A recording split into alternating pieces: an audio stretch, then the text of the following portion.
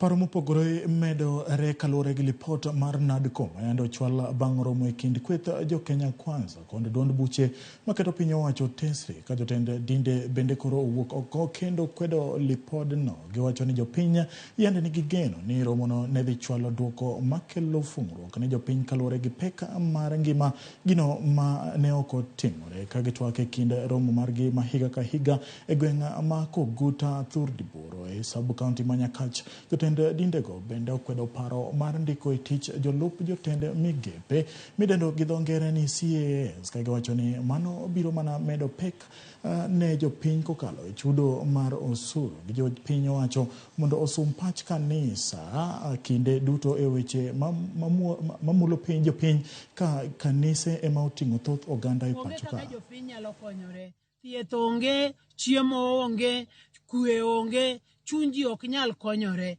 En ni korchiel to wan kaka jokristo wan mandated mondo wamiji kwe. To ok inyal miyo ng'ato kwe konindo kech. Ok inyal miyo ng'ato kwe ka ok ochiem, kendo ok inyal miye kwe ka ok onyal rwakore maber, ka bende ok onyal yudo kaka parone dok chien. Omiyo wakwayo sirikal ni mondo nonie yo maginyalo konyo godo jopiny mondo jopiny oyud kwe, giyud chiemo mondo ngimagi obed ngima manyalo rito wach Nyasaye. Wan kaka kanisa nyaka pod wasund sirikal gi duond buche ni wach mar nengo ngima en gima pod onego kanisa duond buche oti map mondo nengo ngima odog piny. The much ma kanisa nyalo timo, we are ready. Ka sirikal involve wa bend we are there to involve ourselves.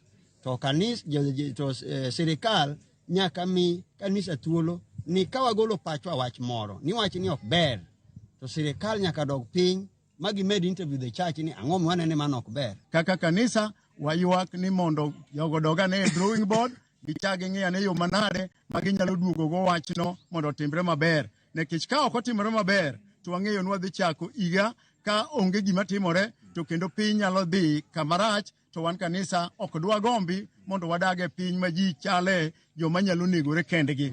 Kech nitie gik ma kech osetime piny. Kech nyalo kelo pogruok makata ot gi ot nyalo dhawo kaluwore gi kaka yuto otamore kendo nyalo ketho dak nyaka mag udi.